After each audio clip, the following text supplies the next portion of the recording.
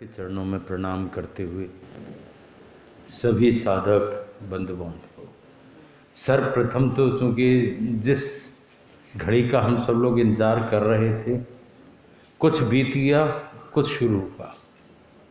बीत गया पिछला समय, 1 वर्ष और निकल गया, 9 वर्ष शुरू हो गया।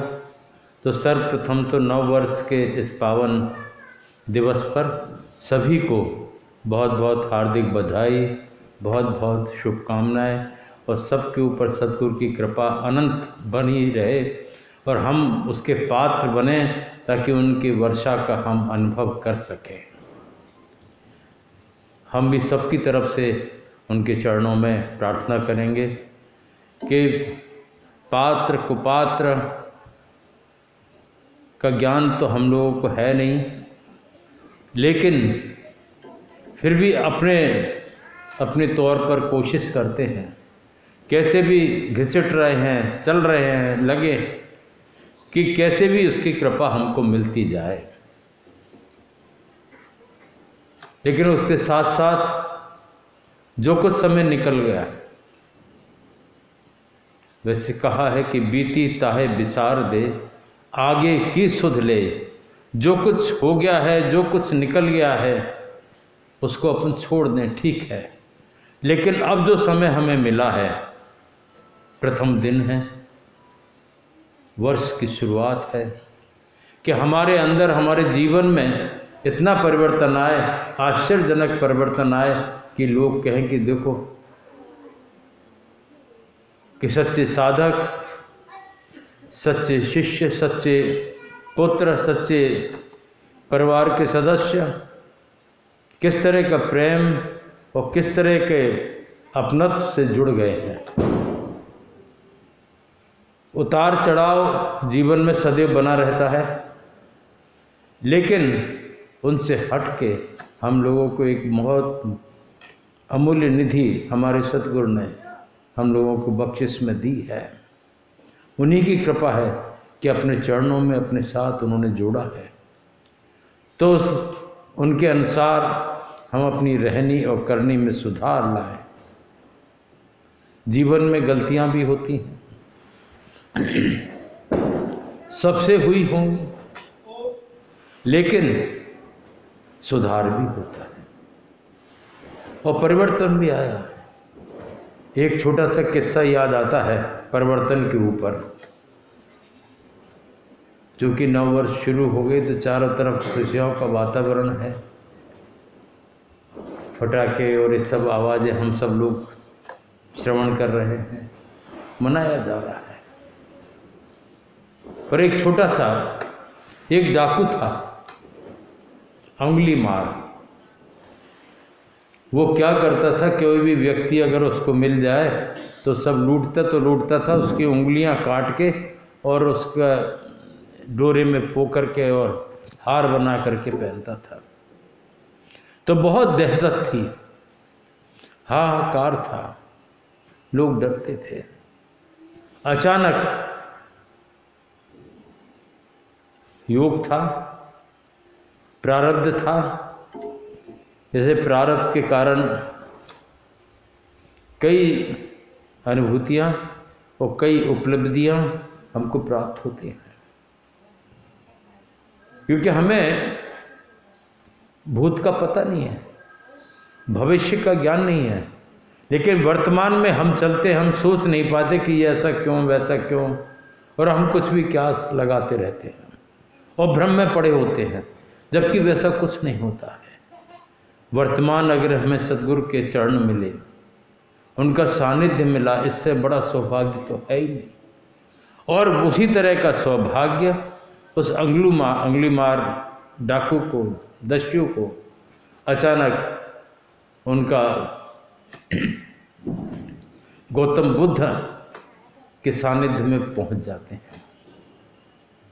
देव योग से, योग था, प्रारब्ध था, और उनके सानिध्य में पहुंचकर जब उनके उपदेश सुनते हैं, कुछ कानों तक उनकी बातें पहुंची, तुरंत ही कई लोग कहते हैं किसी अगर कोई हमें आदत पड़ जाए या आदत हमने पाड़ ली हो, किसी और की देन नहीं होती है, तो हमारी अपनी देन होती है।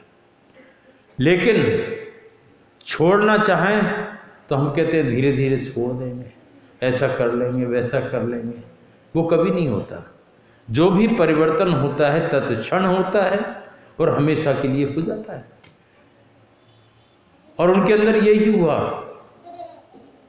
कि उनसे जब उनका उपदेश सुना तो उनके अंदर भारी परिवर्तन आया और वो सारा जो उनकी वृत्ति थी उसमें परिवर्तन आकर के सात्विक वृत्ति उनके अंदर आ गई। भक्ति भाव उमड़ पड़ा, चरणों में गिर गए और रोने लगे और उसके बाद उनकी कृपा हुई, उसके बाद जीवन में परिवर्तन हो गया। हमेशा के लिए वो जो उनका भय था, जिससे लोग परेशान थे, जो वृत्ति थी, उसके अंदर परिवर्तन आ गया और वो साधु वृत्ति हो गई और अच्छे बड़े महात्मा में गिनती उनकी हुई है। फिर बाद में सारे जो उनके जो कार्य थे वो सब उन्होंने छोड़ दिए और सच्चे भक्त की तरह, सच्चे सेवक की तरह, सच्चे साधु की तरह जीवन यापन किया और उनकी सद्गुरु की कृपा रही कि उनसे भी लोगों को लाभ मिला है। ऐसा कहते हैं कि अच्छे महात्माओं में गिनती रही है। ऐसे ही है ना टोल सर। तो परिवर्तन एकदम होता है। अब हम अपनी बात तो कुछ नहीं कहते, लेकिन हमारे ही कोई लोग थे, वो एक डिब्बा रोज का पान बहार होता है, क्या होता है वो, पान पराग एक डिब्बा एक दिन में ख़त्म करते थे। हमको तो पता नहीं था। एक दिन अचानक हमारा उधर से निकलना हुआ और वो पान पराग के डब्बे में से वो चम्मच उसमें रहती है तो फाँक रहे। हमारी निगाह पड़ गई। हमने कहा ये आप क्या कर रहे हैं, ये तो बहुत हानि की चीज़ है। तो कह रही नहीं मैं छोड़, हमने कहा, वो कह लगे नहीं मैं छोड़ दूंगा। हमने कब, जब आप कह दोगे। तो हमने कहा अभी छोड़ो। उस दिन का दिन है, आज 40 साल हो गए, आज तक उन्होंने पान पराग ग्रहण नहीं किया है।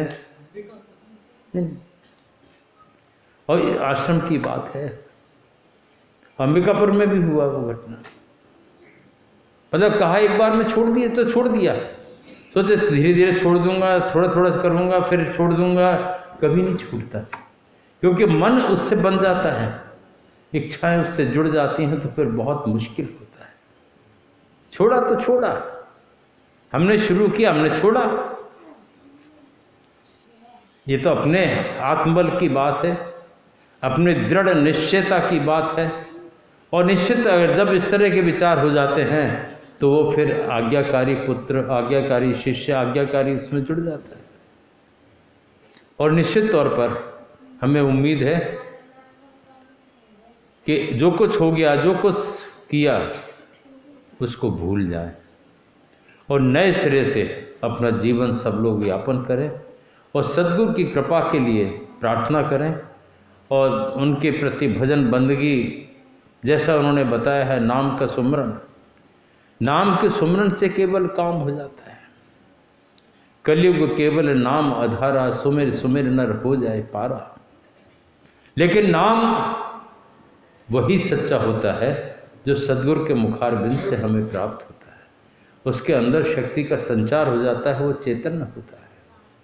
हम नाम भी ले लेते हैं लेकिन उसका महत्व नहीं समझते। हम कई नामों को जोड़ते हैं और एक को भूल जाते हैं, तो भी उसका महत्व नहीं हो पाता। सद्गुरु द्वारा प्रदत्त जो नाम होता है, उससे सारे नामों की शक्ति उसमें समाहित होती है। उनका वाक्य ही नाम है। उनने कह दिया इसको जपो, इससे काम हो जाएगा, तो काम होना है, उसमें परिवर्तन नहीं हो सकता। मंत्र मूलम गुरु वाक्यम, तो वो सही है जो उन्होंने कहा और वो उसको अपने ग्रहण कर लिया और उसमें खाते पीते चलते फिरते सोवत जागत बिसर ना जात। जब ऐसी लो लगती है तो सद्गुरु कृपा के हम पात्र बनते हैं और उनकी कृपा से सब कुछ हम ग्रहण करते हैं। कोई किसी का कर्म, कोई किसी का कोई लेना देना नहीं होता। हम लोग बहाने ढूंढते हैं, ऐसे नहीं। ये तो सब हमारे अपने हाथ का है। दृढ़ता की बात है, संकल्प की बात है, आत्मविश्वास की बात है कि अगर दृढ़ता है, आत्मविश्वास है, तो बड़े से बड़े अच्छे कार्य हम कर सकते हैं और अपने लक्ष्य को सहज में प्राप्त कर सकते हैं। अपने लक्ष्य को प्राप्त करने के लिए सतत प्रयास की आवश्यकता है, चाहे वो अध्यात्म का हो, चाहे सामाजिक हो, चाहे राजनीतिक हो। उसमें कोई बाधा नहीं आती है अगर हम मनसा वाचा कर्मणा उस तरफ लग जाते हैं और ईश्वर की कृपा पे भरोसा करते हैं, सद्गुरु की कृपा पे भरोसा करते हैं। पर कर्म तो करना पड़ता है, और कर्म करने के लिए कहा है गर्च दिलवर साथ है, गर्च दिलवर साथ है, बिन जुस्तजू मिलता नहीं। माना कि परमात्मा वो ईश्वर हमारे साथ है, पर बिना भजन बंदगी के, बिना त्याग के, बिना सच्ची आराधना के, सच्चे विश्वास से उसकी हमें कृपा प्राप्त नहीं होती है। गर्च दिलवर साथ है, बिन जुस्तजू मिलता नहीं। और दूध से माखन जो चाहो तो बिलोना चाहिए।